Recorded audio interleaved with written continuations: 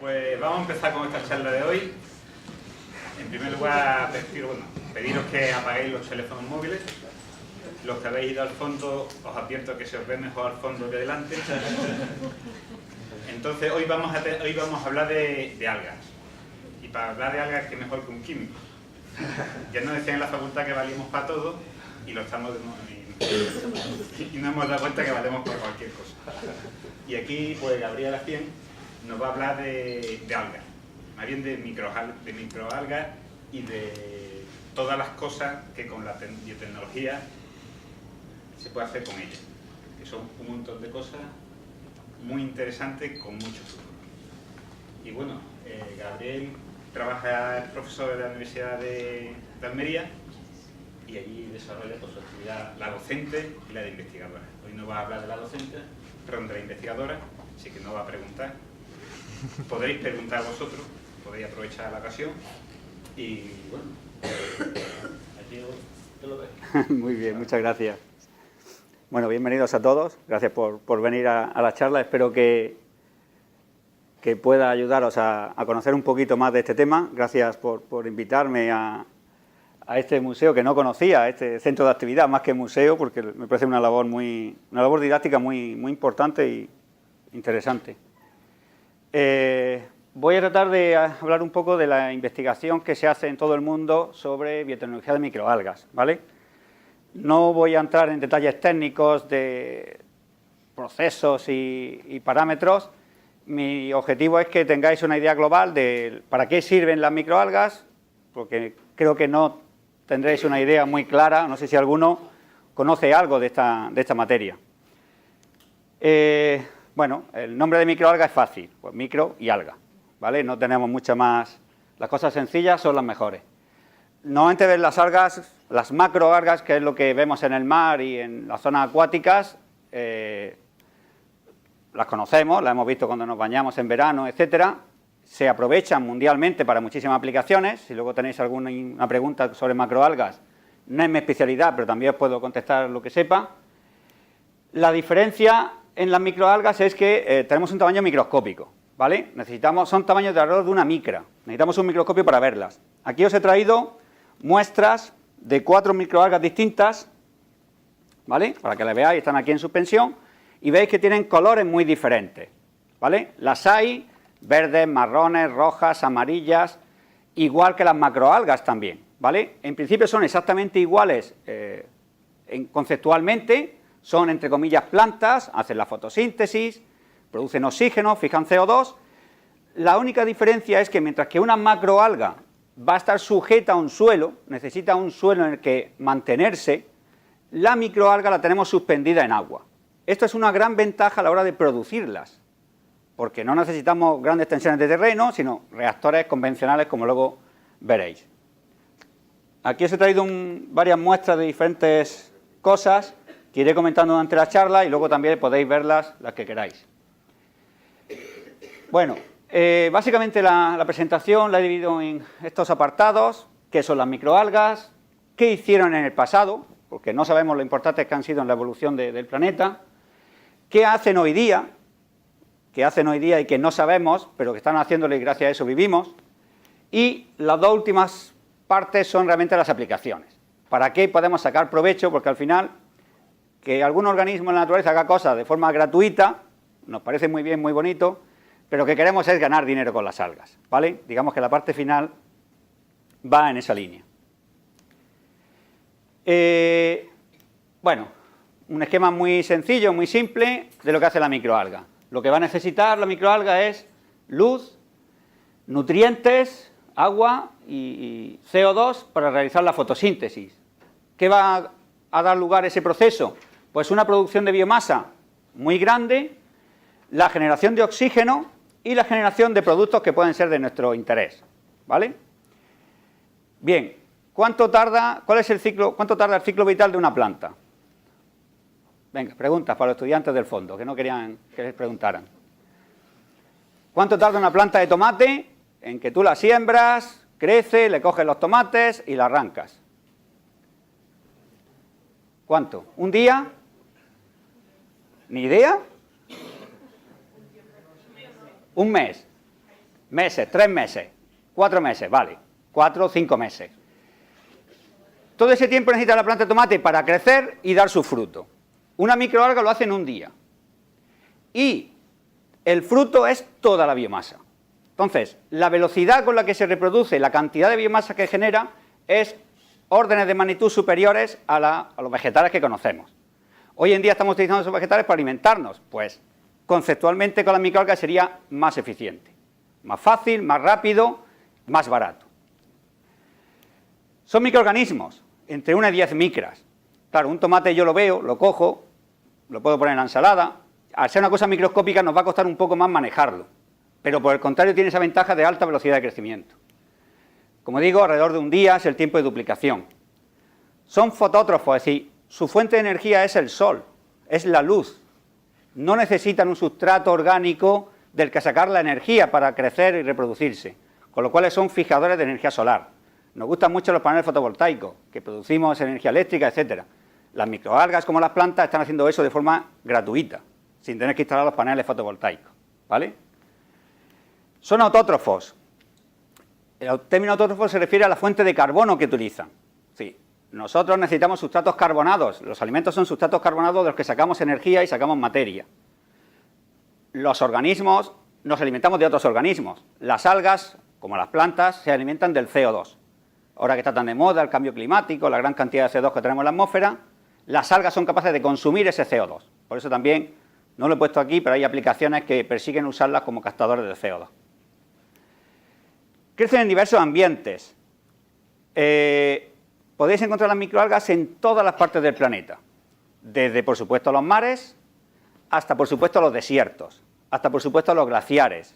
En todas partes. Hay científicos, se llaman ficólogos, que van por todo el mundo buscando en estas masas raras o en estos ambientes extremos nuevas cepas de microalgas. Luego comentaré algo al respecto. No necesitan suelos fértiles, lo he dicho, es decir, no necesitamos un suelo fértil en el que haya nutrientes para que crezca el alga. El alga puede crecer encima de una losa de hormigón o encima de una bolsa de plástico, como después mostraré algunos ejemplos. Y tampoco necesitan agua de buena calidad. La disponibilidad de agua dulce es uno de los grandes problemas del planeta, no solo para beber las personas, sino para los cultivos. No podemos regar con agua salada. Las algas se pueden producir en agua salada, en aguas ácidas, en aguas de muy diferentes condiciones. Como veis, prácticamente es un organismo universal, existe en todas partes del planeta y es muy adaptable a muchos fines.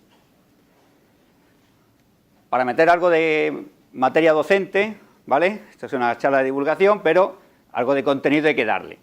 Bueno, el término microalga engloba, y los biólogos que me corrijan, porque como yo no soy biólogo, engloba a dos géneros, que son microalgas y cianobacterias.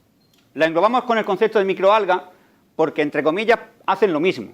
Entonces, como hacen lo mismo, no diferenciamos en que genéticamente, o mejor dicho, biológicamente son diferentes.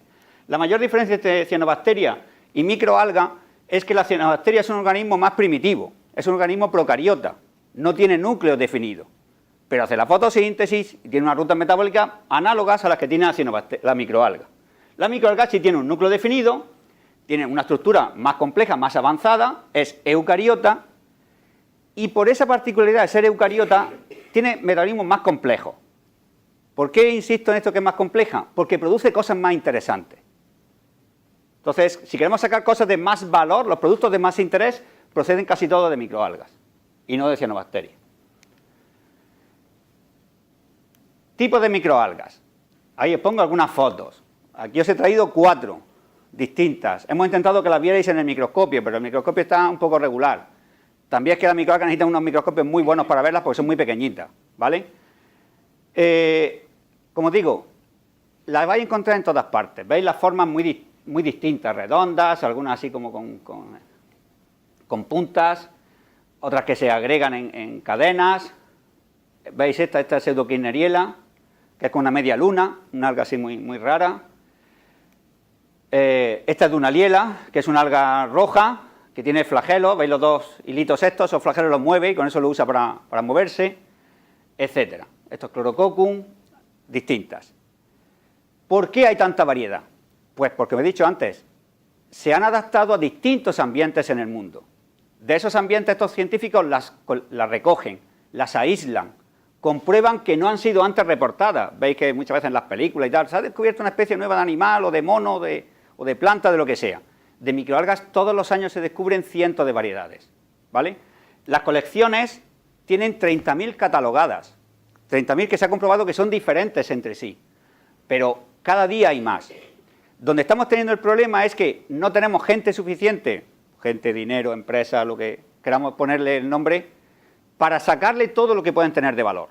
Realmente hoy en el mundo de estas 30.000 especies hay 10, 12 que se están usando industrialmente. Hay un banco enorme de especies todavía por descubrir, ¿vale? Y hay muchos grupos en el mundo trabajando con distintas algas.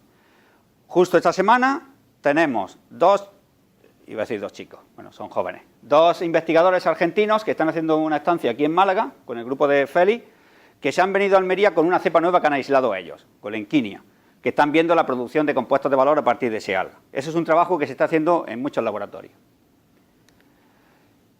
Eso eran, lo que he puesto antes eran microalgas. Estos son cianobacterias, ¿vale? Si las ves así, dices, pues bueno, porque tú lo dices, ¿vale? Tampoco se ven grandes diferencias. Hay que ser experto para reconocerlas, ¿vale? Entonces eso no es ningún problema. Sí quiero que veáis una diferencia, y es que aquí aparecen muchas cadenas, ¿vale? Las cianobacterias son organismos que se suelen asociar las células entre sí, no son organismos pluricelulares, es una única célula, pero se asocia una con otra. Y eso les permite que a una de esas células se puede diferenciar. A ver, qué cosa más rara. Bueno, es como si todos nos juntáramos y resulta que designáramos a uno que es el que va a ir a por la comida. Entonces, ese desarrollará más músculo, desarrollará más fuerza para ir a por la comida todos los días y traerla. Y los demás estarán trabajando todo el día aquí. Perderán movilidad y se dedicarán a otras cosas. Bueno, eso es lo que hacen las cianobacterias. Generan de todas las... Por eso se asocian en cadenas. Una de ellas se divide como heterocisto, que llega a ser una célula muy interesante porque es fijadora de nitrógeno. Sabéis que en el aire tenemos el nitrógeno, pero no es útil. Ningún organismo no lo podemos consumir. Y sin embargo las proteínas, todo necesita nitrógeno. Bueno, pues estos heterocitos son capaces de coger nitrógeno atmosférico y fijarlo químicamente como amoníaco. Bueno, como amonio para usarlo. Entonces, este es el heterocisto. ¿Lo veis esta bolita que es diferente?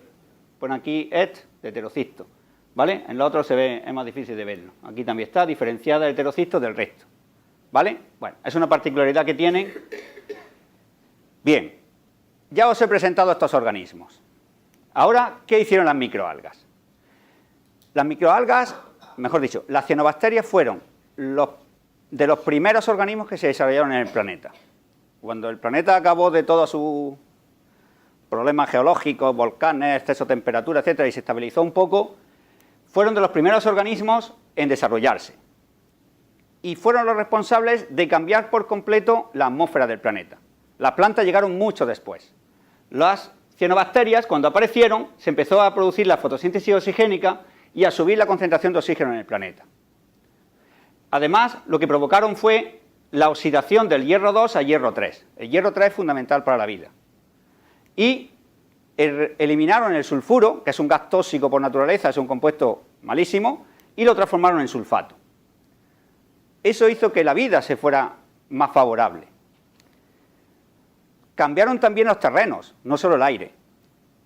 Todo ese desarrollo de esa materia orgánica y del crecimiento de esas cianobacterias produjo la fijación de enormes cantidades de CO2. Ahora, todo el tema del CO2, se explica el CO2 cómo ha ido cambiando algo de la historia, que era muy alto, que fue bajando con la época de glaciaciones, etcétera. Hay enormes, bueno, las microalgas, especialmente los coccolitoforos, fueron responsables de fijar enormes cantidades de CO2 que forman acantilados, que forman rocas calcáreas, ¿vale? Rocas que están en todo el mundo. Algunas de esas rocas incluso, rocas calizas, las diatomeas, se utilizan hoy día como materiales en la industria, ¿vale?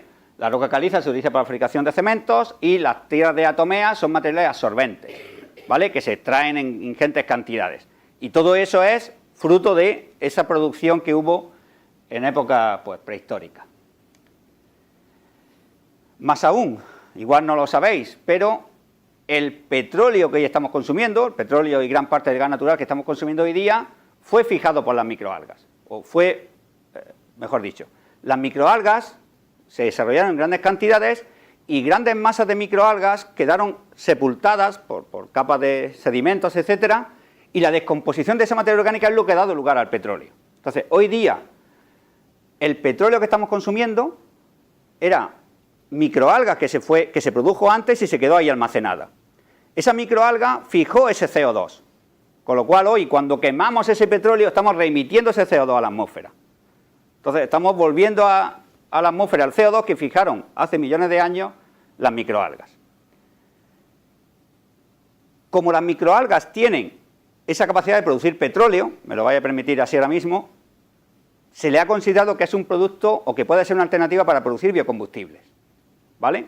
Pero lo que quiero decir es este efecto de que el CO2, de que el petróleo procede de las microalgas en el pasado. Bien, hemos visto lo que hicieron en el pasado. ¿Qué hacen hoy las microalgas? Las microalgas hoy constituyen más de la mitad de la producción primaria del planeta.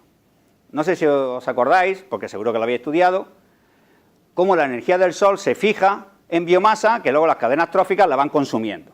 Y cada vez hay menos individuos de las cadenas tróficas superiores, etcétera. Bueno, pues las microalgas, más que los bosques, más que el Amazonas, más que cualquier otra cosa, son los primeros productores de biomasa. Y son los primeros productores de oxígeno. Todo el oxígeno que hoy respiramos, pues más o menos la mitad, procede de la fotosíntesis de microalgas, ¿vale? ¿Y dónde están esas microalgas? Pues básicamente están en el mar, ¿vale? Pero por suerte tenemos el mar que ocupa gran parte del planeta. Este es un mapa de la concentración de clorofila en el planeta, ¿vale? Y las zonas amarillas, verdes, son zonas con altas concentraciones de clorofila, todas estas zonas, que son las zonas más productivas del planeta.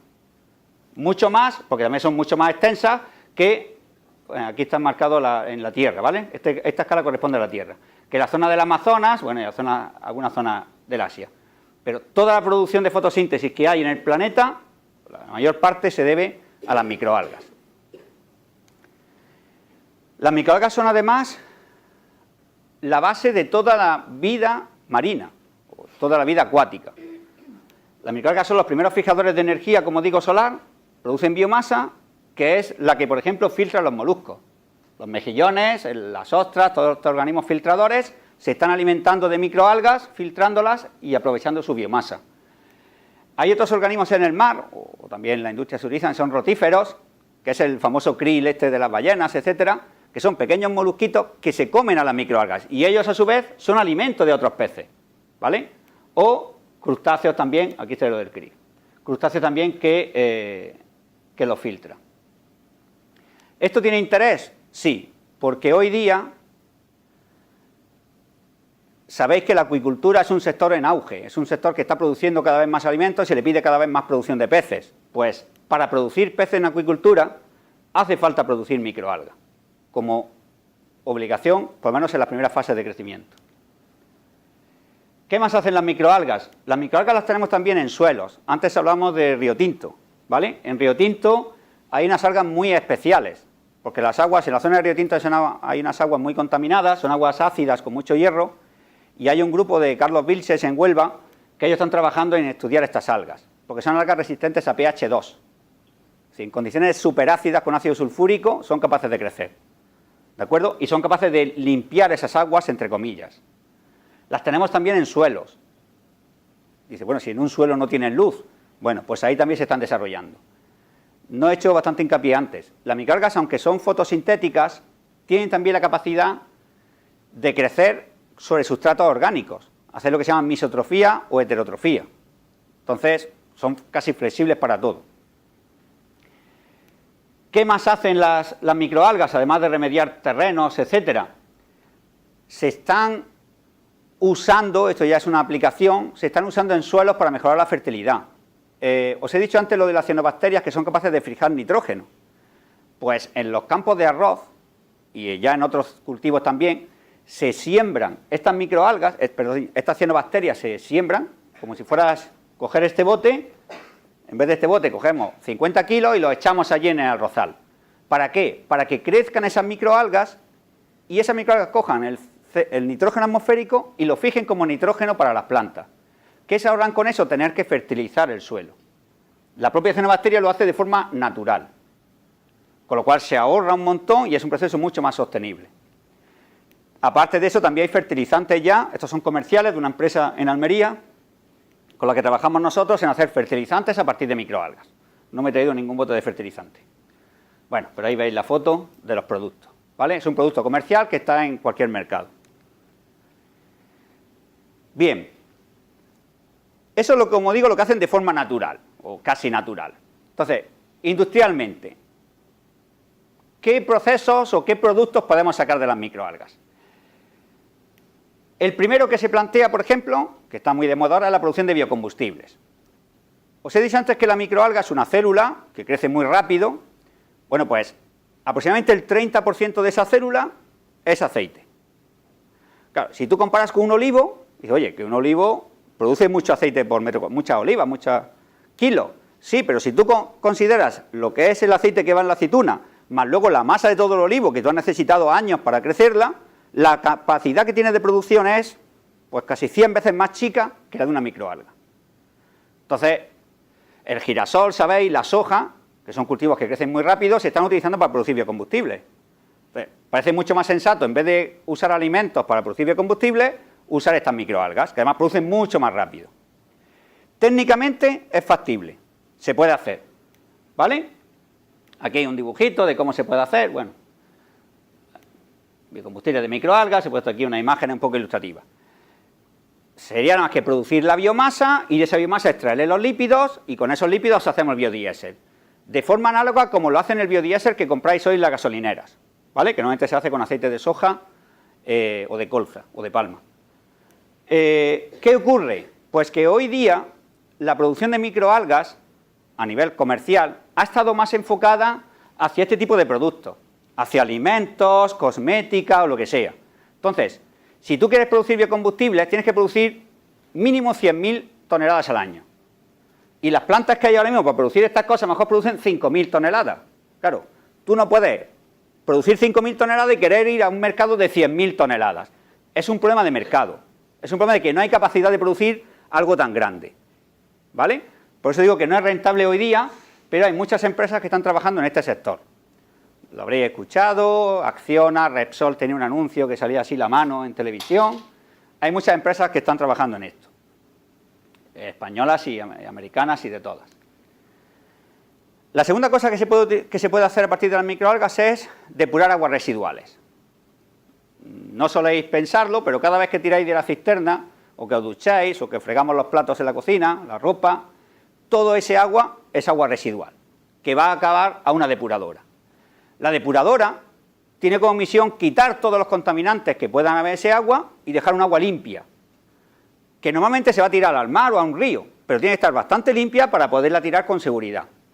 Bueno, en ese proceso de limpiar el agua, nos gastamos, no lo tengo puesto, nos gastamos 0,5 kilovatios hora. Es decir, como si tuvierais una placa eléctrica, de estas que usamos ahora en domésticas en casa, que suelen ser de 1 kilovatio, durante media hora. El consumo eléctrico de esa placa durante media hora es por cada metro cúbico que tiráis. Con lo cual, al final, es un gran consumo energético. Las plantas depuradoras son grandes consumidoras de energía. Y ser consumidor de energía es lo mismo que verter CO2 a la atmósfera. Primo hermano. ¿Vale? Entonces, los procesos que tenemos hoy para depurar aguas residuales son muy costosos. Pero tenemos que hacerlo, si no, los ríos serían una porquería. Bueno, con las microalgas se puede hacer unos sistemas mucho más sencillos, mucho más baratos. Y además, que en vez de consumir energía, como he dicho que las algas fijan la energía del sol, acaban haciendo la depuración y encima nos dan energía, porque fijan mucha energía del sol. Esto está ahora muy de moda. Hay muchos proyectos de investigación, más que de investigación ya de desarrollo. Aquí en Chiclana se está montando la primera planta de referencia de 10 hectáreas, la está montando Aqualia, basada en esta tecnología. Es un proyecto europeo de demostración, ¿vale? Va muy bien, el proceso ya produce energía, ahora resulta que van a abastecer a todos los camiones que tienen ellos de recogida de basura con la energía que consiguen depurando las aguas residuales, con lo cual, miel sobre hojuelas. Además de la energía se pueden sacar también biofertilizantes, porque todos esos contaminantes que van en el agua se recuperan, todo el nitrógeno, el fósforo, y los podemos usar como fertilizantes. alimento en acuicultura. Esto es fundamental, y esto se hace ya sí o sí. Mirad, en la producción de acuícola, en lo que es la acuicultura, vamos a llamar ir al supermercado a comprar una dorada. Tú compras una dorada y la producción de dorada tiene dos negocios. El hatchery es el señor o la empresa que a partir de una dorada adulta generaba huevos y de esos huevos generaba una larvita. Esa larvita, hasta que pesa como 5 gramos, la tiene que alimentar. Cuando ya pesa esos 5 gramos, es un alevín, se pasa a las jaulas estas de engorde que veis en el mar y veis en muchos sitios. Bueno, pues en los primeros estadios, cuando es larvita, es tan pequeña que no puede comer otra cosa que microalgas. Microalgas o rotíferos alimentados con microalgas. Entonces, ahí es fundamental. Y todas esas empresas tienen como sus propias pequeñas plantitas de producción de algas, para darle de comer a todas esas larvitas. Y es un negocio fundamental. Ahí hablamos de que cada kilo de microalga viene a costar como 500 euros. ¿Vale? Es una pasta. Pero necesitan una microalga de muy alta calidad, para que no se le mueran las larvas. Porque si ellos ponen 100.000 huevos y solo le sobreviven 10.000, es un desastre. Ellos quieren 100.000 huevos, pues que sobrevivan por lo menos 90.000. Y eso depende del alimento, de que el alga sea buena. Cuando ya las larvitas se le han pasado al engorde, la tasa de supervivencia pues también depende mucho del alimento. ¿Qué alimento se le da a los peces de engorde? Se cogen cereales, aceite de pescado, harina de pescado, todo eso se moltura y se genera unos peles, ¿vale? Como esto que veis aquí, una especie de pienso, más grande o más chico. El tamaño depende de la edad del individuo. Si es muy chiquitito se lo dan pequeño y si es un individuo más grande pues se dan peles más grandes, ¿vale? Pero esto es un pienso de pescado normal. ¿Qué le pasa a este pienso de pescado? Está producido con cereales, vale, son baratos. Pero los cereales no tienen el perfil de aminoácidos correcto. Tienen que meterle proteína de peces y aceite de peces. Entonces, necesitan peces salvajes capturados en el mar para sacar harina y aceite. Si los peces salvajes se están contaminando con metales pesados o está habiendo problemas, la harina y el aceite que saquen va contaminado. Y cuando se alimenta a los peces de acuicultura, los contaminan igual. Y hay más mortalidad en los peces.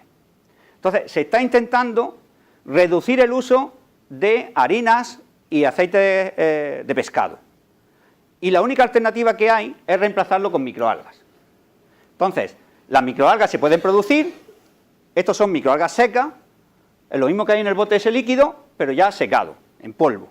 Entonces, se coge este polvo, se mezcla con el pienso convencional, quitándole aceite y quitándole la harina de pescado, y sacamos un pienso pero con microalgas. Cuando este pienso se lo da a los peces no solo crecen bien, sino mejor. ¿Por qué? Porque la microalga le añade otras cosas adicionales. Hemos dicho que la microalga producía compuestos de interés que luego veremos, carotenoides, antioxidantes, etcétera. Pues resulta que en general, y estos ya hay muchos estudios y muchos productos en el mercado, los peces que se alimentan con piensos con microalgas necesitan menos antibióticos, menos fármacos, entre comillas, para que crezcan saludables. Con lo cual, se ha desarrollado, digamos, un nuevo mercado, que es este tipo de piensos. Claro, estos son más caros que estos. Entonces, bueno, pero son mejores. Entonces, los voy a usar en lo que llaman ellos los primeros estadios, cuando la larvita la acabo de poner en la jaula durante una semana, un par de semanas o 3, y luego ya que el pez ya está muy saludable, muy fuerte, etcétera, ya lo alimento con los piensos más convencionales, porque son más baratos, ¿vale? Pero las tasas de supervivencia y la calidad del producto final mejoran. Entonces, es otra vía de aplicación. Fijaros que para producir 1 kilo de salmón, bueno, pone que hace falta entre 2,5 y 5 kilos de pescado. Yo con la dorada sé que el ratio es 1 a 3. 1 kilo de dorada necesita 3 kilos de pienso. Sí, hay que producir mucho pienso para producir todos los peces que nos queremos comer de acuicultura, ¿vale? Y que tienen que ser de acuicultura, porque la otra vertiente es que no hay de pesca salvaje, ¿vale? Tenemos los caladeros y los recursos bastante fastidiados. Hasta la gallina, sí. Hasta para la gallina sirven, ¿vale? Todas esas propiedades beneficiosas, digamos, de las microalgas se pueden aplicar a otros animales también, no solo a los peces, ¿vale? Por supuesto, se utilizan mucho en acuariofilia. Todos los que tengáis pecera en casa, que le echáis los polvitos estos de alimento, en gran parte llevan microalgas, ¿vale? Se están utilizando mucho con la gallina. ¿Por qué? Porque la yema de la gallina, el color naranja que tiene se debe a un contenido en betacaroteno. Betacaroteno o luteína, son carotenoides, ¿vale? Bueno, pues gallinas que se suplementan con un poco de microalga, la yema es roja, mucho más intensa. Entonces, claro, al consumidor le gusta más. No solo es más intensa, sino que tiene un alto contenido en una cosa que pone aquí, no sé si veréis, DHA. DHA es un ácido graso, el ácido docosahexanoico. Vale, es una molécula interesante, ¿vale? ¿Por qué? Porque es saludable para nuestro sistema nervioso, como ahora explicaré. Entonces, tenemos como huevos que se venden por categoría, por tamaño, la L, la XL, la G, doble G, lo que sea, y luego los huevos que además del tamaño lo que importa es su composición. Y los huevos de este tipo son mucho mejores, más saludables. También se están utilizando, por supuesto, pues para las mascotas domésticas, gatos, pájaros, perros, caballos, etcétera. Siempre, insisto, como la microalga es algo caro, pues no vamos a alimentar al gato a base de microalga, pero sí le vamos a complementar un poco, un 5, un 10%, porque va a mejorar su salud. Este es el tema de la alimentación humana. Este es el mercado que ahora mismo más está demandando microalga. Más o menos unas 10.000 toneladas, que es 15.000 toneladas, que es la producción anual que tenemos hoy día. Las microalgas se están utilizando muchísimo para alimentación humana. Hay gente que se lo toma directamente en cápsulas, ¿vale? Aquí tenéis cápsulas de clorela y cápsulas de espirulina. Esto lo podéis comprar en cualquier herbolario, por internet, donde queráis. Te ponen todas las ventajas que tiene. Normalmente, como digo, son alimentos bajos en grasa, pero con una proteína muy buena, con unos contenidos minerales muy interesantes, normalmente vitaminas, etcétera. Sí, esto no va a curarle a nadie nada, ¿vale? Pero la gente que toma esto se encuentra mejor. En general la salud mejora, etcétera. Igual que he dicho antes de los peces, ¿vale? Nos podemos encontrar este tipo de productos más a lo bruto o productos ya más elaborados. Productos, como digo, pues en polvo para echarle en el desayuno o bebidas para tomar, galletitas, etcétera. Aquí tenéis, yo no la he probado, Carmen dice que están muy buenas, ¿vale? Son como biscuits de estos de clorela. Aquí tenéis galletas también.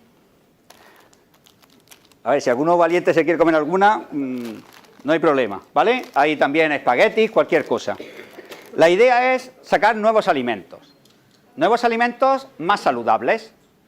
¿Que yo me como los espaguetis? Sí, pero además me estoy tomando un poco de espirulina que me cae muy bien porque contiene selenio o contiene otros minerales que me vienen bien, ¿de acuerdo?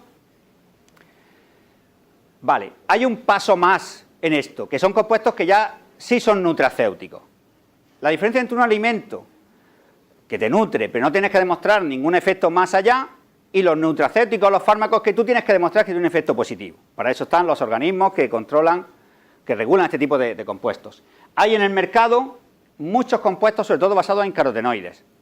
Es muy normal que toméis, iba a decir que son todas las chicas, pero bueno, ya chicos y chicas, todos. En verano se toma mucha gente cápsulas de betacaroteno, porque se broncea uno más rápido, ¿vale? Las cremas también bronceadoras son para filtrar, etcétera, pero también llevan compuestos antioxidantes, antirradicales, que son betacaroteno también, ¿vale? El betacaroteno se usa también mucho para la psoriasis, para tratar la psoriasis.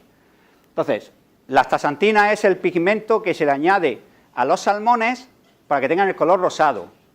Si no, o las truchas también asalmonadas que se llaman, que son rosadas. Si no tomaran esta astaxantina serían blancos. Y tú no te comes un salmón blanco, no te entra por el ojo, ¿vale? Entonces tiene muchas aplicaciones. Los otros productos son el tema de cosmética, ¿vale? Bueno, aquí tenéis unas cápsulas, estas son cápsulas de betacaroteno, de Dunalier. Lo que pasa es que ya están, al darle la luz, en vez de rojas, se han puesto ya marrones. Están un poco estropeadas. Ah, no lo he dicho. Aquí tenéis un aceite. Esto es un proyecto que hicimos con... Hay una empresa en Jaén que es Castillo de Canena. No sé si lo conocen. Tiene un aceite muy bueno y tal. Entonces, Castillo de Canena, estamos en un proyecto con ellos. Este es el aceite normal de Castillo de Canena y este es un aceite que le hemos añadido luteína. Luteína es uno de estos carotenoides, ¿vale? ¿Veis alguna diferencia? ¿Cuál es más oscuro? ¿Este? Bueno, la luteína es amarilla, roja, un color así intenso, ¿vale? Bueno, sí, tenéis mejor vista que yo, porque yo no soy capaz de discernir mucho, pero bueno. Perfecto. ¿Sabéis cuál es la diferencia? que si tú usas este aceite, es aceite normal, además virgen extra, calidad superior. Usando este aceite, tú tomas la dosis recomendada por la Organización Mundial de la Salud de luteína para prevenir una enfermedad que se llama degeneración macular senil. Esta enfermedad es la que provoca que las personas mayores se quedan ciegas. Personas mayores que dicen, ¿veis que ya con la edad estoy perdiendo vista? Lo que le ocurre es que dejan de ver el centro. Si yo mirase a la puerta, no veo ni el pestillo ni nada, pero me lo imagino porque veo el contorno. ¿Me explico? Pero van dejando de ver, estábamos antes de óptica. La luteína es un pigmento que tenemos en el fondo del ojo, en la retina. Entonces, donde impacta la luz y donde se transforma esa luz en una señal nerviosa para poder ver. Pues cuando se va agotando esa luteína, dejamos de ver. Y primero dejamos de ver el centro, pero te lo imaginas, lo interpolas, y cada vez ese agujero es más grande y dejas de ver ya por completo. ¿Vale? La dosis recomendada por la OMS es 6 miligramos al día. Para comerte 6 miligramos al día te tienes que tomar 2 kilos de espinaca al día. ¿Vale? Nadie se come 2 kilos de espinaca. Bueno, pues si tú usas este aceite, tienes esa dosis. ¿Tú qué le echas? 5 o 10 gramos de aceite a la ensalada, pues ya tienes la dosis de luteína equivalente a 2 kilos de espinaca. Entonces son nuevos productos nutracéuticos para mejorar tu salud. Insisto, esto no cura la degeneración macular senil, pero si te lo tomas te la previene, por lo menos según dice la OMS. ¿Vale? ¿Están comercializados esos? Todavía no, todavía no. Están en ello por temas legales. Vale, como digo, los temas de cosmética, pues aquí tenéis un montón de cosméticos basados en algas. No te diferencian si son macro o microalgas, ¿vale? La mayoría son basados en macroalgas, pero también hay muchos basados en microalgas, son muy similares. La diferencia, que casi nadie te dice por qué. Esto de la cosmética es mucho secreto. Te dan el producto y tú si quieres analiza lo que quieras, pero ellos no te dicen qué extracto o qué parte es lo que han puesto en el producto, ¿vale? Hay varios productos, aquí tenéis otros que son comerciales, Clinique, el Vitesse 10 este no se ve bien, pero este es de una empresa de aquí de Cádiz, de Phytoplancton marino. Phytoplancton marino es una empresa que produce algas para acuicultura, pero vio también que había negocio en esto de la cosmética y también produce algunos lotes para cosmética. Vale, me doy prisa. Otro mercado ya más, voy subiendo de calidad en el mercado, ¿vale? Es el desarrollo de fármacos o compuestos ya de interés. Mirad,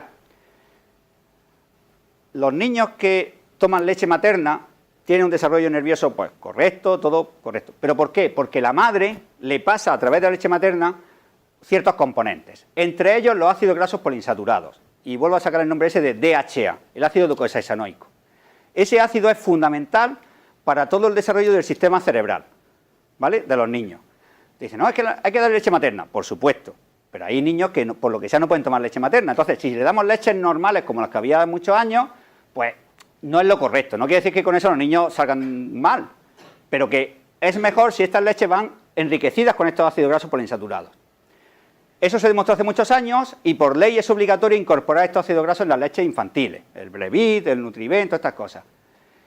Vale, ¿qué ocurría? Que solo se podía sacar antes de los aceites de pescado, porque estos ácidos grasos omega 3, ya saco la palabra omega 3 también que está muy de moda, son sintetizados por las algas, nadie más los sintetiza en el planeta. Nosotros lo acumulamos, la madre se lo pasa al hijo porque lo ha tomado en la dieta, sobre todo con el pescado azul, etc. Entonces, ¿de dónde sacábamos los ácidos grasos para incorporarlos en las leches infantiles? Del aceite de pescado. Vuelvo a decir que el aceite de pescado es escaso, cada vez está más contaminado y tiene más problemas. Bueno, pues ha habido empresas que han dicho, bueno, pues me voy al origen del producto.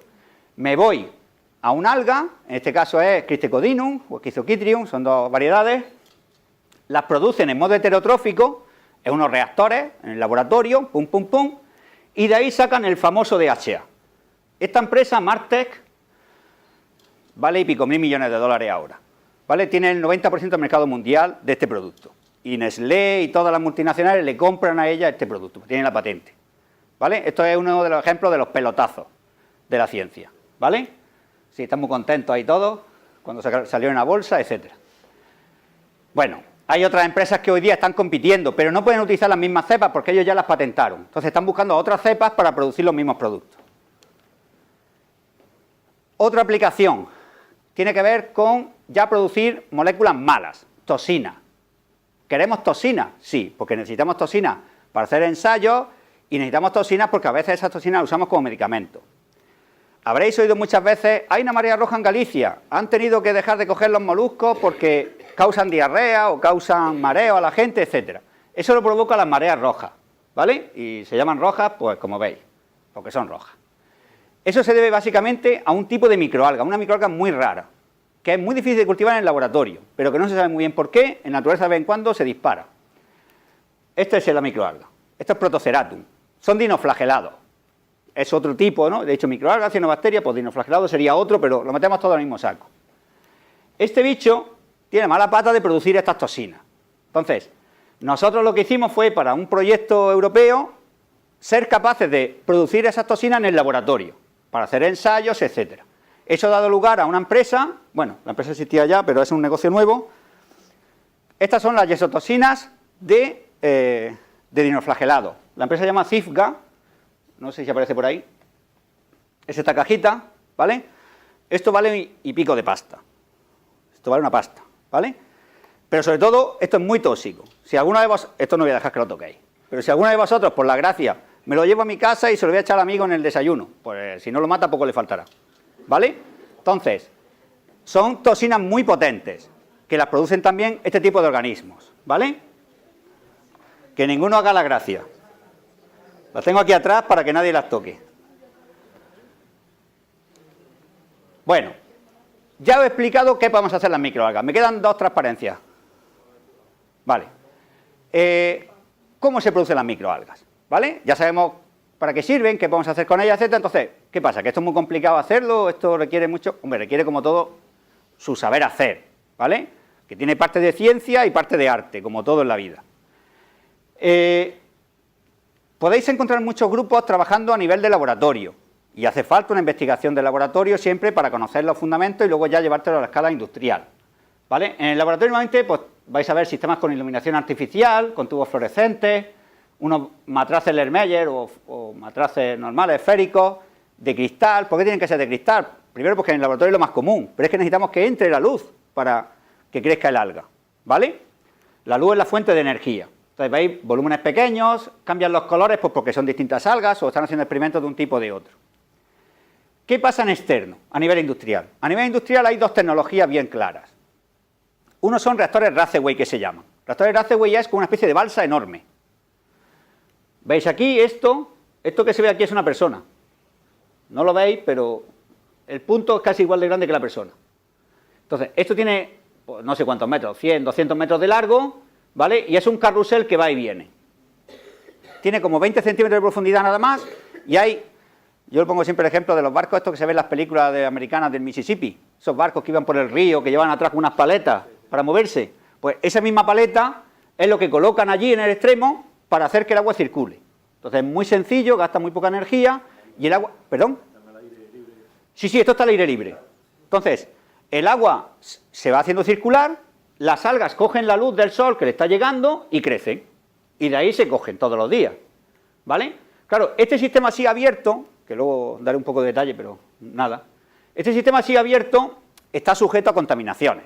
A que pase un pájaro por allí y le dé por nadar dentro del agua o cualquier cosa. Por nadar, por decir algo bonito. ¿Vale? Pero la biomasa que se saca de ahí se está usando para alimentación humana. Pero bueno, dice, bueno, ¿y por qué también los tomates los tenemos al aire? Pues sí, ¿vale? Al final se lleva su control de calidad, de que el producto está limpio, que no tiene tóxicos, etcétera, y va a mercado. El mayor problema que tienen estos reactores es que están sujetos a contaminaciones. ¿Qué quiere decir? Que si yo pongo una microalga a crecer, pongo clorela, esta, cuando voy a los 3 días a cosechar el alga, la que tengo es Fadactylum, por ejemplo. Dice, bueno, pero si yo quería producir clorela. Entonces resulta que no es fácil controlar las contaminaciones, porque son sistemas demasiado abiertos. ¿Qué algas se pueden producir aquí? Lo que se llaman algas extremófilas. Por ejemplo, una alga que se produce es Dunaliella. Dunaliella es el alga por excelencia que produce betacaroteno, que ya lo he mencionado antes. ¿Y por qué se produce Dunaliella? Porque resulta que Dunaliella crece en un agua que tiene 3 veces la concentración de sal del mar. Si tienes que coger agua de mar, evaporarle agua y lo que te queda lo pones allí. ¿Qué ocurre? Es tan salino, que cualquier otra alga que caiga allí se muere. Solo crece ella.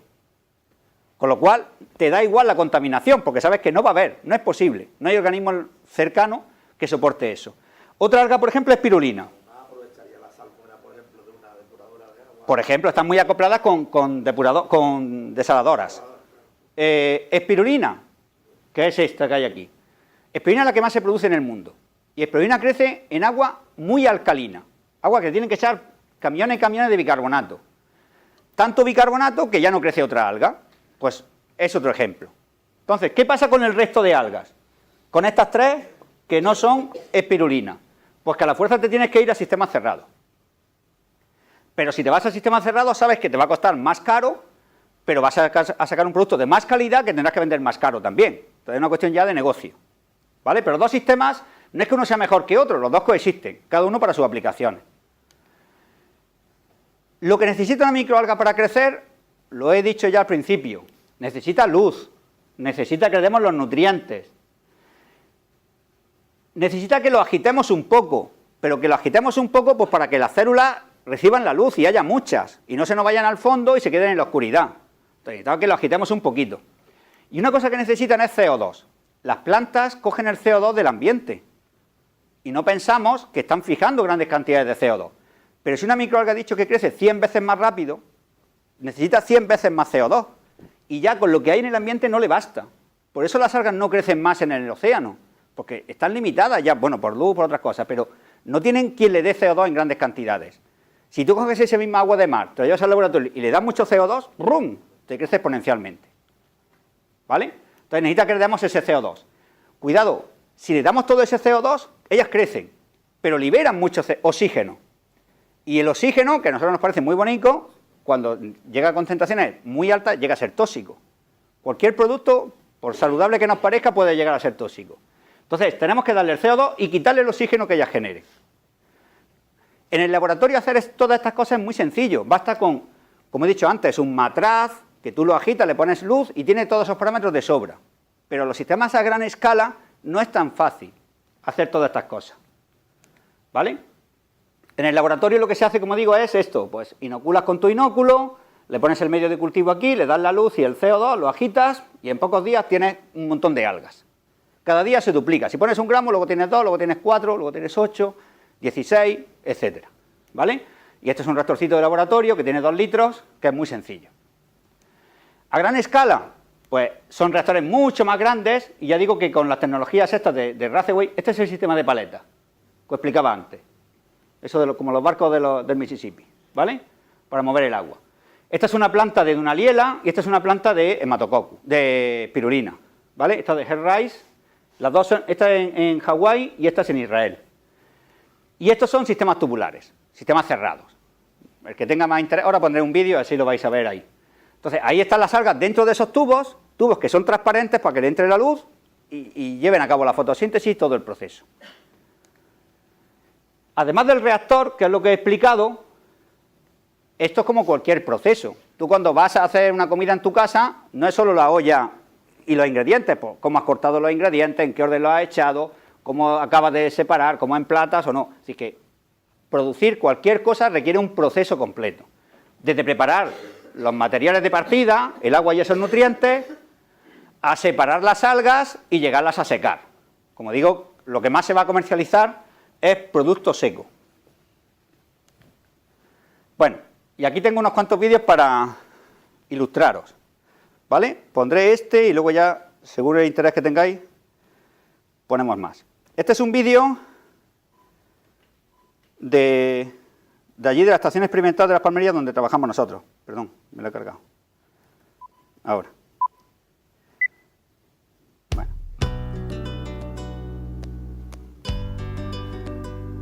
Bueno, nosotros, como he dicho al principio, estamos en Almería, ¿vale? Esta es la zona del poniente, la zona con invernadero, no sé si lo conocéis. Allí tenemos 30.000 hectáreas de cultivo bajo plástico, ¿vale? En esas 30.000 hectáreas, pues básicamente lo que se produce pues son hortalizas, tomates, pimientos, pues, berenjenas, todo este tipo de variedades, como veis aquí. Muchas veces en cultivo hidropónico. Bueno, pues llevamos a cabo una investigación justo para poner también sistemas de algas dentro de estos invernaderos, ¿vale? Como una alternativa a la agricultura de hortalizas. Está pensado para la producción de biocombustibles, ¿vale? No lo he dicho antes, pero aquí tenéis biocombustible de algas sacado allí en Almería. Estas son las cepas de microalgas vistas al microscopio. Esta es una cepa de Ctenodesmus y estos son los matraces donde tenemos los inóculos. Ahí tenemos las pequeñas muestras de siembra, que son las que después usamos para los experimentos. Con estos sistemas basta para que se mantengan y crezcan y fácil. Estos son los pequeños reactorcitos en los que hacemos los primeros ensayos. Lo primero que necesitamos con una microalga es saber cómo crece o no crece, cuántos nutrientes necesita, caracterizarla. Cuando la tienes caracterizada ya nos vamos a los reactores grandes, ¿vale? Esta es una planta que tenemos donde producimos gas de combustión. Usamos el CO2 procedente de una caldera de gasoil para suministrarlo al alga. En vez de gastar CO2 puro, usamos gases de combustión y así limpiamos esos gases. Tenemos un sistema previo. Esta es una máquina que tenemos para preparar el medio de cultivo. Esto es típico de la agricultura allí en Almería. En vez de que esté el agricultor pesando abonos y tal, la máquina lo hace todo. Prepara el medio de cultivo, que es este, es el agua ya con los nutrientes. Aquí están los nutrientes concentrados. Y ese agua con nutrientes es lo que metemos a los reactores. Pasa por unos filtros para asegurar que va limpia. Es un sistema muy barato. Y aquí se van a ver los reactores. Este es Juanjo Magán. Mide 2 metros, ¿vale? Lo digo porque veáis la escala. Él es muy alto. Estos son los reactores tubulares que tenemos allí en Almería. Tenemos una planta de 10 reactores, de 3 metros cúbicos cada uno. Y esa planta son reactores cerrados diseñados por nosotros y construidos por nosotros, que nos permiten producir biomasa de alta calidad.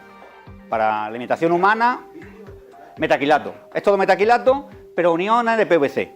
Todo el material que usamos es calidad alimentaria, para no tener después problemas en temas legales. Es PVC y, bueno, es una tecnología sofisticada pero barata, bricolaje, ¿vale? Es una tecnología que está muy adaptada a lo que tenemos en Almería. En esta columna es donde metemos aire, porque he dicho que las algas producen mucho oxígeno, hay que sacarle todo ese oxígeno y se lo sacamos ahí.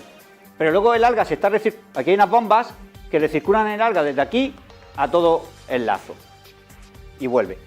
Son 10 reactores, cada reactor tiene 400 metros de tubo, en total hay 4 kilómetros de tubo allí en Almería, ¿vale? En toda esa planta. Este es el controlador que nos permite medir pH, oxígeno y temperatura.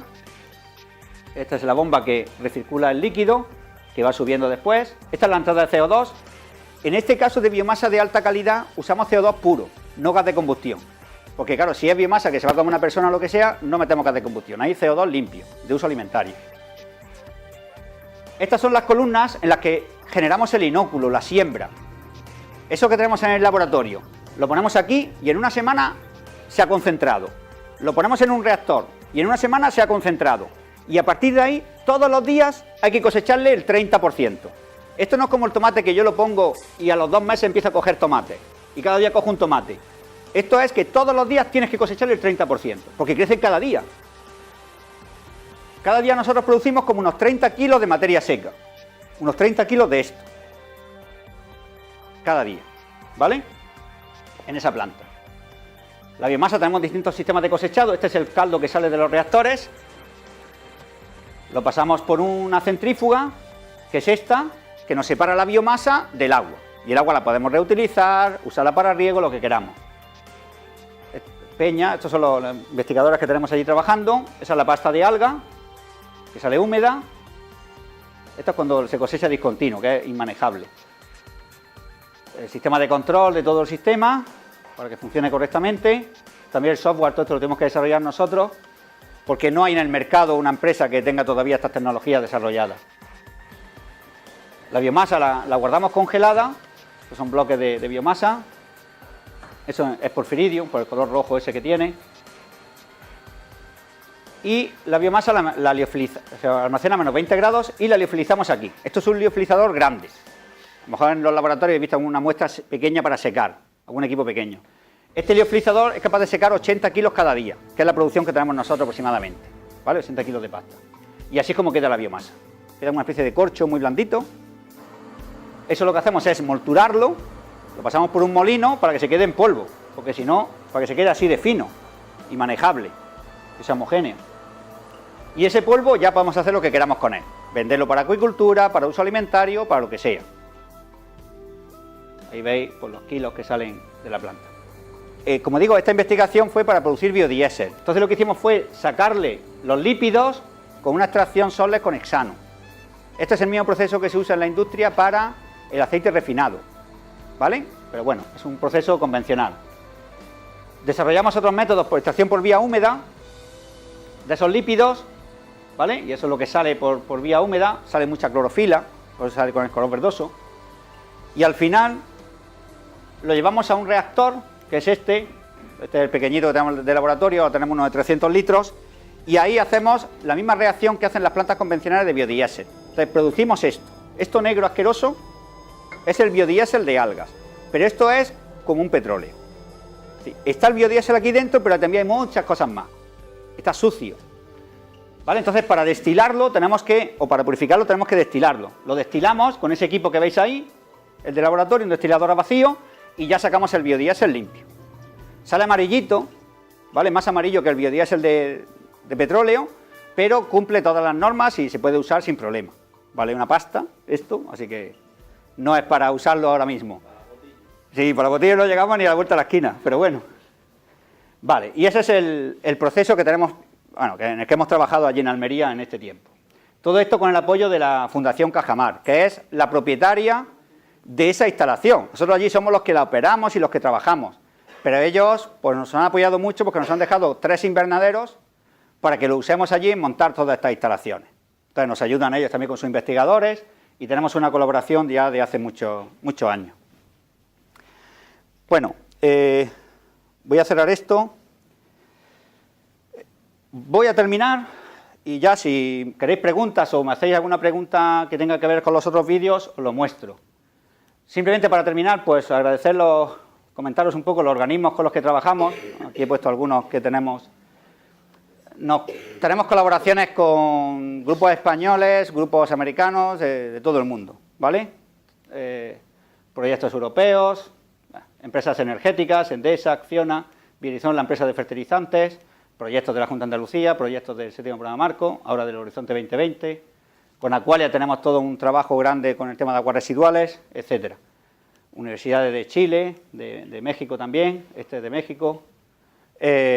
Bueno, deciros que hay muchos grupos en el mundo investigando en esto y muchas líneas para poder investigar, por si alguno tenéis vocación investigadora. También deciros que muchas cosas, muchas fotos de las que he puesto aquí, etcétera, no son míos, son de otros colegas con los que colaboramos, ¿vale? Aprovecho siempre las presentaciones suyas que me las pasan y la recompongo según las necesidades. Y ya está, pues preguntas. Si tenéis alguna pregunta o queréis ver algún vídeo más. En la planta está cerrada de protección ahí, el control de temperatura será fundamental, me imagino, porque si estáis investigando tenéis que tener eso muy... Y el control de luz de determinadas longitudes de onda, o eso cómo lo hacéis. El control de temperatura para cualquier biotecnología es fundamental. Nosotros mismos en la casa queremos tener una temperatura media confortable. Si cogemos mucho frío o tenemos mucho calor, enfermamos y tenemos problemas. Las bacterias, levaduras y microalgas les pasa lo mismo. Temperatura óptima. Por suerte, para las microalgas la temperatura óptima está entre 15 y 35 grados. Si quieres apurar más, pues entre 20 y 30. ¿Qué quiere decir? Que en Almería es la temperatura típica. Entonces no necesitas hacer grandes cosas. Si la temperatura está por debajo de esos 15 o 20 grados, el organismo lo único que ocurre es que deja de producir. Pero también es normal que en Almería estemos por debajo de esa temperatura solo durante la noche, cuando no hay luz. Con lo cual, pues si deja de producir, tampoco iba a producir porque no había luz. ¿Qué es lo que pasa? Que puede superar los 30 grados por el día, porque el sol calienta, porque estamos dentro del invernadero, y si estamos en verano, más todavía. En ese caso, sí tenemos un sistema de enfriamiento. El sistema de enfriamiento es un cambiador de calor, un serpentín, dentro de los reactores. En la columna esa gordota, ahí tenemos un serpentín. Y para riego en la finca tenemos una balsa. Entonces, lo único que hacemos es pasar agua natural de la balsa por el cambiador y devolverla. Con eso lo que estamos es lo que se llama atemperar, evitar que los cultivos se sobrecalienten. Pero gastamos muy poca energía, no tenemos bombas de calor ni nada de eso, y es un proceso que se puede hacer. Bien, en los reactores cerrados eso se hace, y lo típico es lo que hacemos nosotros. Lo hace mucha gente en todo el mundo. Lo que no tiene sentido es, bueno, en los reactores abiertos no se puede hacer. Son reactores tan grandes, que necesitarías un cambiador de calor enorme. y una masa de agua necesitarías el mar. Entonces, ahí ni siquiera. Pero ¿qué es lo que ocurre? Que los reactores cuando son tan grandes, le pasa como el mar. ¿Qué temperatura cambia el mar? Pues en invierno 16, 15, verano 19, 22, cambios muy pequeños, porque son grandes masas con mucha inercia térmica. Ese es el escenario. Ahora bien, todas estas cosas, fíjate que siempre te digo, ¿cuáles son las temperaturas normales? Lo que tú no puedes hacer es pretender crecer algas a 20 grados, por ejemplo, donde está el invernadero ese grande, que es en Kolf, en el norte de Alemania. En el norte de Alemania hace tanto frío y hay tan poca luz que solo pueden producir 6 meses al año. Porque el resto del tiempo, lo que se gastarían en energía, le hace inviable el proceso. Entonces, ahí tenemos en Almería, que sí, en Andalucía, en el sur de Europa, tenemos una ventaja enorme a la hora de producir. Igual que los americanos, pues están en California, están en Florida, están en Hawái, en las zonas templadas. Y eso es, por suerte, pues igual que tenemos otros inconvenientes, pues tenemos esa ventaja climática. Y con respecto a la luz... La luz. Usamos... ¿Respetáis el ciclo noche-día o interesa más? A ver, la eficiencia de uso de la luz por las algas es del 10%. Esa es la eficiencia fotosintética. Las plantas, aunque el teórico también es el 10%, porque es la misma Rubisco, esto es el mismo ciclo, pero las plantas rara vez superan el 1%, 1,5%. Con las algas podemos llegar al 10%, que superen el 2%. A ver, en el maíz más potente que llega al 2%. La planta es el 10%, es mucho más productiva la planta. Pero usamos todo el espectro de la luz. Si yo le pongo filtro, reduzco la cantidad de energía que entra, pero soy selectivo. Eso se utiliza a veces para provocar que el alga genere algún compuesto. Es como una forma de estresar el alga. Es como la gente que va a ponerse morena a las lámparas de uva, pues igual. Entonces, si tú la estresas con luz roja, con luz azul, con lo que sea, el alga se pone roja, produce más carotenoides o produce menos. Pero no está hecho a nivel de investigación. A nivel de proceso no. ¿Por qué? Porque te cuesta tanto la energía artificial que pones o los filtros que tendrías que poner en los materiales que no sale rentable. Entonces, aplicaciones que yo sepa comerciales con filtros de luz, no. Es luz natural y lo que marca el ciclo natural. Por eso también influye mucho dónde te pones. Mirad, bueno, me lo salté hace mucho rato. En el mapa de la Tierra hay dos zonas perfectas para producir algas, que son en el Sáhara y en el desierto de Atacama, en Chile. El desierto de Atacama, en Chile, es el nivel más alto de luz del planeta, de luz natural. Allí están las plantas más grandes de producción de hematococcus, para producir astaxantina. Allí están pigmentos naturales, las plantas más grandes del mundo están allí y en Australia, porque son los puntos donde hay más luz y las algas necesitan luz, especialmente para ese pigmento. Entonces, al final esto es un negocio que tú tienes la tecnología y te tienes que mover donde esa tecnología encaje, porque lo que es imposible es llevarte el clima a tus necesidades, no se puede. ¿Más preguntas? ¿O curiosidades?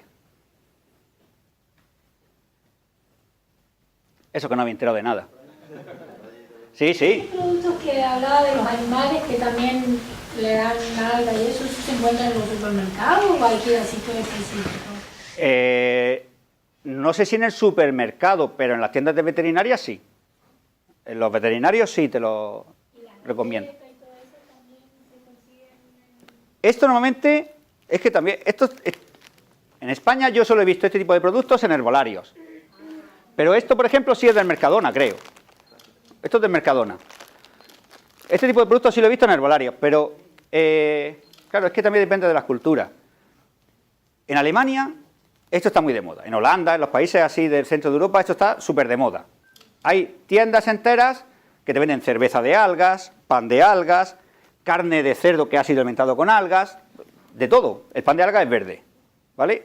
Claro, tú le dices, cómete un pan verde. Yo no me lo comería. Nada más que por la sensación que tiene, un pan verde está enmohecido, ¿qué es esto que es? Entonces, no lo llaman... Pero bueno, ahí ya digo que la cultura europea central sí le atrae más. Entonces, en España es más difícil encontrarlos, pero en el centro de Europa sí es más común encontrarlos. En supermercados me refiero. No sé si será no tengo ni idea, ayer lo vi. Es una cosita que son blancas así, que se llama agar, eso no es alga, ¿no? El agar es un compuesto que se extrae de macroalgas. ¿Vale? Entonces, sí, es un espesante. Se utiliza como tal como espesante alimentario. También se usa mucho en cosmética, es un espesante para cualquier aplicación. Es un azúcar que se saca de las macroalgas. Entonces, las macroalgas en Europa, la zona del Mar del Norte, etcétera, la zona de Galicia, la cornisa cantábrica, sale mucha macroalga que la echa al mar, pero por toneladas. Entonces van con los camiones, la recogen con las palas y luego lo procesan y de ahí sacan ese azúcar. A diferencia de las microalgas, que son muy ricas en proteínas y en lípidos, las macroalgas, las algas que vemos grandes en el mar, son ricas en azúcares. Entonces, si estos azúcares son interesantes, perfecto. Si no son interesantes, pues mala suerte. Por eso las microalgas son como más ricas en cuanto a valor. Has hecho mucho hincapié en que todo el proceso sea sostenible, aprovechas el CO2 de las calderas, no sé qué. Pero había un momento en el que has dicho que cuando extraes el aceite utilizas hexano o algo así. Una pregunta de desconocimiento, ¿eh? Eso no tiene nada que ver con la extracción que antes daba lugar al alpechín y todo eso se ha quitado, toda esa historia. Bueno, se sigue usando, se sigue usando. El alpechín es el producto de las aguas de lavado del prensado de la aceituna. Pero esa aceituna, cuando ya se prensa y sale el aceite por un lado y el alpechín por otro, esa aceituna todavía contiene aceite. Entonces se le echa hexano para extraerlo. Ese aceite que saca de ahí es aceite refinado. Claro, ese aceite refinado es más barato, es de peor calidad, tiene una acidez peor, pero es el mismo proceso. Es el mismo. Porque es un solvent, es un proceso en el que echas el hexano actúa como disolvente, lo saca, luego tú das un poquito de calor, el hexano se evapora y te queda el aceite. Y el hexano evaporado lo enfrías y vuelves a usarlo. Por eso se llama solvent, porque es el mismo aceite, el mismo hexano que está siempre recirculándose. Y la porquería que eso deja afuera no deja porquería, ¿no? ¿En dónde? Lo que echaban antes a los ríos, el alpechín. A ver, el alpechín ya no se puede echar a los ríos, está prohibido. Lo que hacen es guardarlo en balsa e intentan gestionarlo como pueden, ¿vale? En nuestro caso nosotros lo extraemos con hexano y cuando evaporamos el hexano todo lo que nos queda es esto. Esta es la porquería que nos queda. ¿Cuál es la diferencia? Que cuando tú coges el residuo de la aceituna, ¿no?, después de haberla comprimido y tal, y le pasas el hexano, lo único que el hexano le queda ahí por disolver es aceite. No se va a llevar otras cosas, porque ya de antes por presión había sacado muchas cosas. Pero, por ejemplo, la aceituna no tiene proteína, entonces no se puede llevar la proteína. La aceituna no tiene azúcares, el hexano no se puede llevar los azúcares. ¿Qué pasa cuando hacemos ese proceso? En vez de a la aceituna espachurrada, a la biomasa de alga que tiene un montón de cosas, porque se lleva un montón de cosas. Entonces, esto está mucho más sucio que el aceite que queda después de extraer la aceituna, que queda aceite, a ver, de peor calidad, pero limpio. Esto está sucísimo, tan sucio como que si yo le digo a Acciona, oye, esto mételo en el motor, me dice, mételo tú en el tuyo, si quieres. Entonces, cuando yo limpio esto por destilación, se lo doy y dice, esto sí. Pero esto nada más verlo, ni por asomo, no, ni lo miden. Ya esto lo midieron y dijeron, esto sí es exacto. Claro, pues es un residuo, que tenemos que ver qué hacer con él. Claro. Es decir, que en todo el proceso, al final eso es, entre comillas, putada. ¿Esto? Es decir, no, el residuo. Sí, sí, pero donde hay una putada hay una oportunidad. Porque con Repsol, precisamente, ellos estaban interesados en el residuo. No sé si lo sabéis, pero del barril de petróleo, claro, hay una parte que son los combustibles que se sacan, gasolina, nafta, queroseno, etcétera, y luego nos quedan otras cosas pesadas. Y en las cosas pesadas están los compuestos, y aquí supongo que ya soy de un nivel alto, compuestos aromáticos, ¿vale? Con los anillos de benceno, con compuestos de cadena más larga, más ramificados. Os gusta mucho la química orgánica, ¿verdad? Estáis soñando con ella. Bueno, pues esos compuestos aromáticos son la pera de buenos, y son los más valiosos de todos. Entonces, las refinerías de petróleo, que antes solo producían combustible y lo demás era residuo, pues ahora dicen, no, que el negocio está en los lubricantes, que el negocio está en los compuestos parafínicos. Entonces, todas las refinerías del mundo están continuamente mejorándose. La de Combreras en Cartagena, hace 2 años, la reconstruyeron entera, porque el proceso que tenían era demasiado antiguo, solo iba a combustible y desperdiciaban casi la mitad del petróleo. Y ahora le dan más importancia a todos estos compuestos raros que a los combustibles. Claro, entonces digo que era un residuo, pero ahora ellos están interesados en lo que queda por aquí. Y bueno, además mucha menor cantidad que, por ejemplo, ¿no?, el residuo será mucho menor que en proporción que el de la aceituna, ¿no? El residuo será muy poco. De esto, no sé en proporción lo que puede quedar, Pero también hablamos de una cosa, es que el tema de los biocombustibles es un mundo. Fijaros ahora, yo no entiendo, ¿cómo puede estar el petróleo ahora a $50? Y hace un año estaba en 150. Bueno, las cosas de la geopolítica no las entenderemos nunca. Pero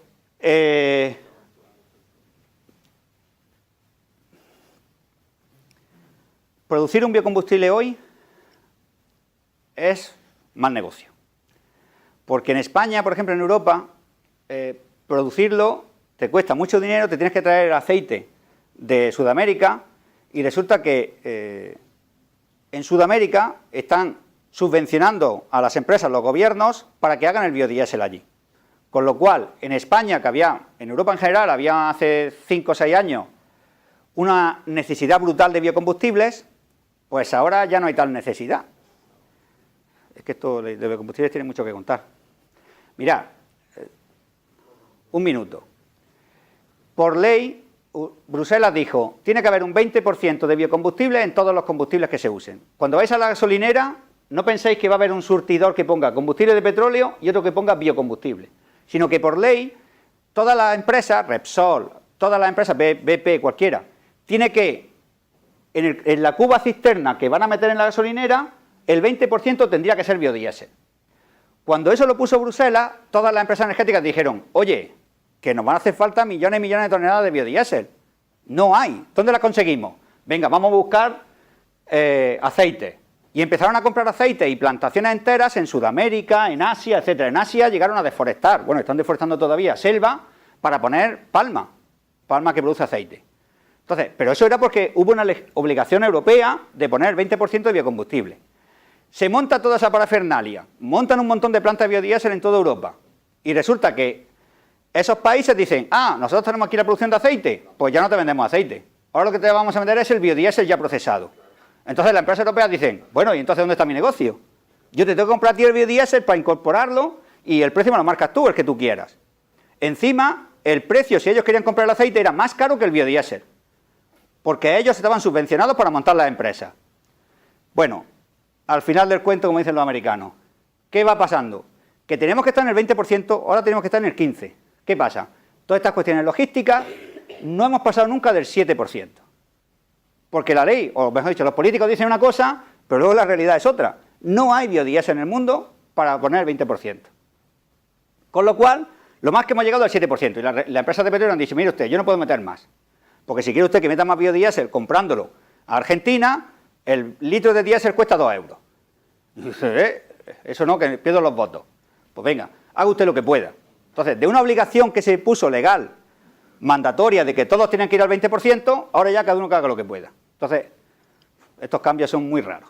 Por eso digo que el tema de biocombustibles da para varias tesis. ¿Más preguntas? Yo soy de Loja y allí tenemos esturiones. ¿Le dan algas a los esturiones para comer? No creo que le den algas. Bueno, no le dan algas artificiales. Lo que sí es que favorecen que en el propio río se desarrollen algas que son de las que comen ellos. Ellos, los esturiones que producen allí, son ecológicos. Entonces, todo lo que tienen que darle es proteína ecológica. ¿Me explico? Tienen que alimentarlo con piensos producidos ecológicamente, etcétera. No creo que lleguen a utilizar algas como tales. Pero hay otras empresas que sí están utilizando, sobre todo para las larvitas pequeñas. Para eso sí. Y es un negocio grande a nivel mundial. ¿Más preguntas?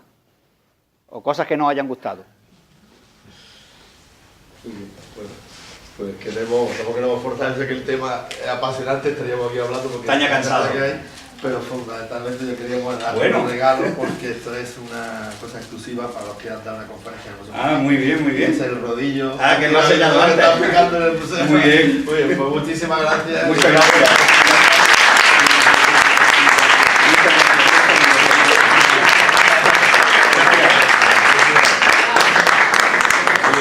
Muchas gracias a vosotros por asistir y a ustedes por asistir y les esperamos en la próxima charla. Muchas gracias. Gracias.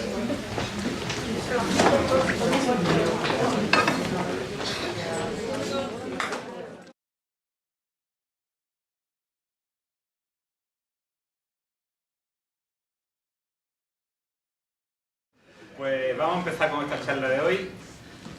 En primer lugar, pediros que apaguéis los teléfonos móviles.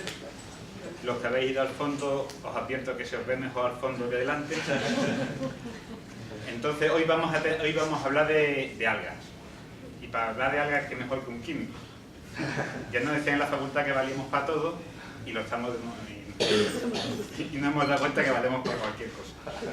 Y aquí, pues, Gabriel Acien nos va a hablar de algas, más bien de microalgas y de todas las cosas que con la biotecnología se puede hacer con ellas, que son un montón de cosas muy interesantes con mucho futuro. Y bueno, Gabriel es profesor de la Universidad de Almería y allí desarrolla su actividad, la docente y la de investigadora. Hoy no va a hablar de la docente, perdón, de la investigadora, así que no va a preguntar. Podréis preguntar vosotros, podéis aprovechar la ocasión y bueno, aquí yo lo veo. Muy bien, muchas gracias. Bueno, bienvenidos a todos, gracias por venir a la charla, espero que pueda ayudaros a conocer un poquito más de este tema. Gracias por invitarme a este museo que no conocía, a este centro de actividad, más que museo, porque me parece una labor didáctica muy importante y interesante. Voy a tratar de hablar un poco de la investigación que se hace en todo el mundo sobre biotecnología de microalgas, ¿vale?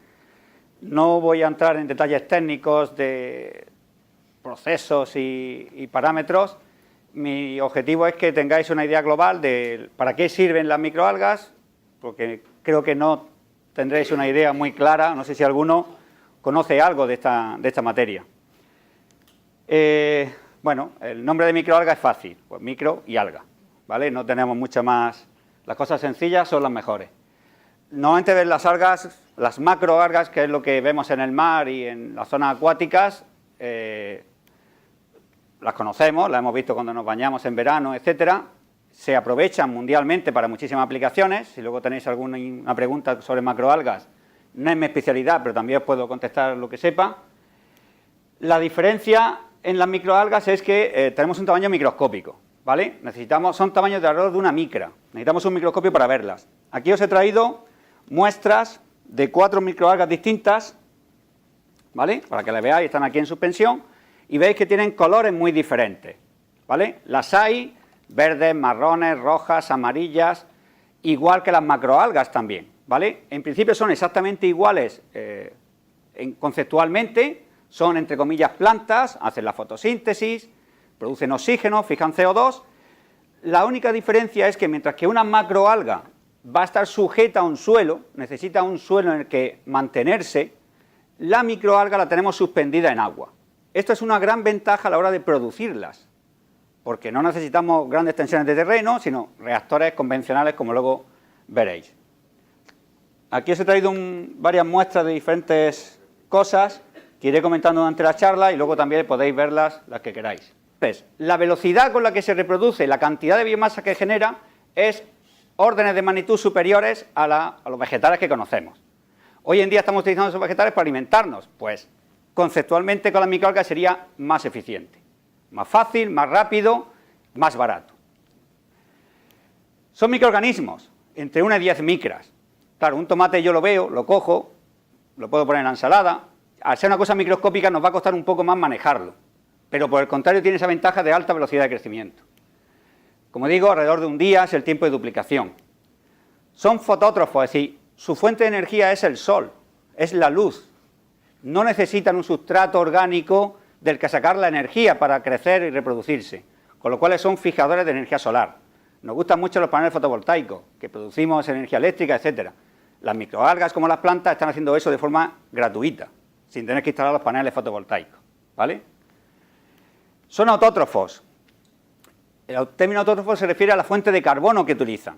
Sí, nosotros necesitamos sustratos carbonados. Los alimentos son sustratos carbonados de los que sacamos energía y sacamos materia. Los organismos nos alimentamos de otros organismos. Las algas, como las plantas, se alimentan del CO2.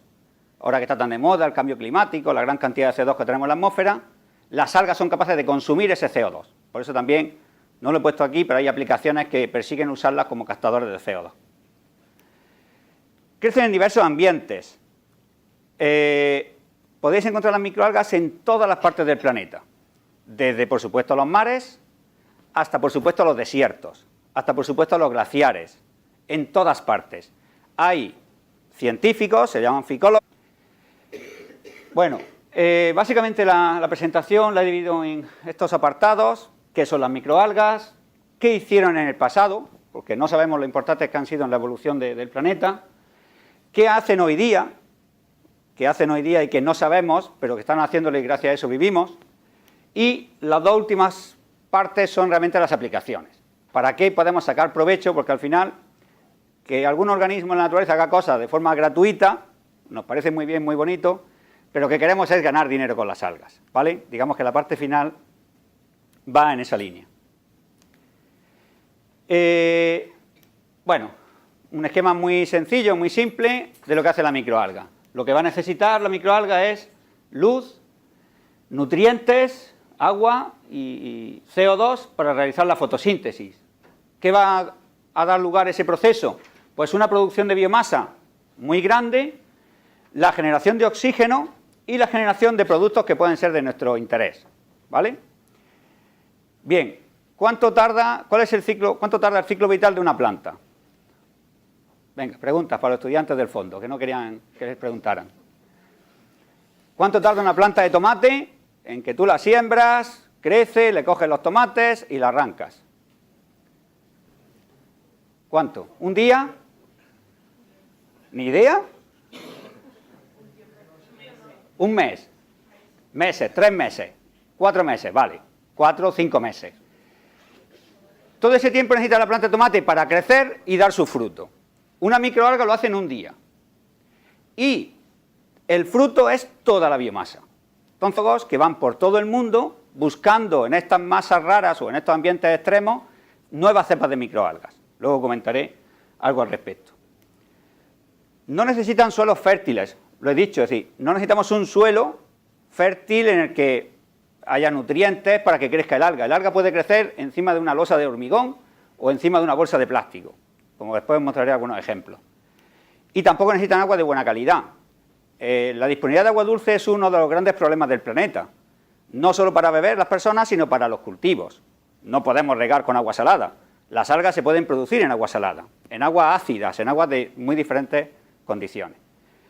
Como veis, prácticamente es un organismo universal, existe en todas partes del planeta y es muy adaptable a muchos fines. Para meter algo de materia docente, ¿vale? Esto es una charla de divulgación, pero algo de contenido hay que darle. Bueno, el término microalga engloba, y los biólogos que me corrijan, porque como yo no soy biólogo, engloba a dos géneros, que son microalgas y cianobacterias. La englobamos con el concepto de microalga porque, entre comillas, hacen lo mismo. Entonces, como hacen lo mismo, no diferenciamos en que genéticamente, o mejor dicho, biológicamente son diferentes. La mayor diferencia entre cianobacteria y microalga es que la cianobacteria es un organismo más primitivo, es un organismo procariota, no tiene núcleo definido, pero hace la fotosíntesis y tiene unas rutas metabólicas análogas a las que tiene la microalga. La microalga sí tiene un núcleo definido, tiene una estructura más compleja, más avanzada, es eucariota, y por esa parte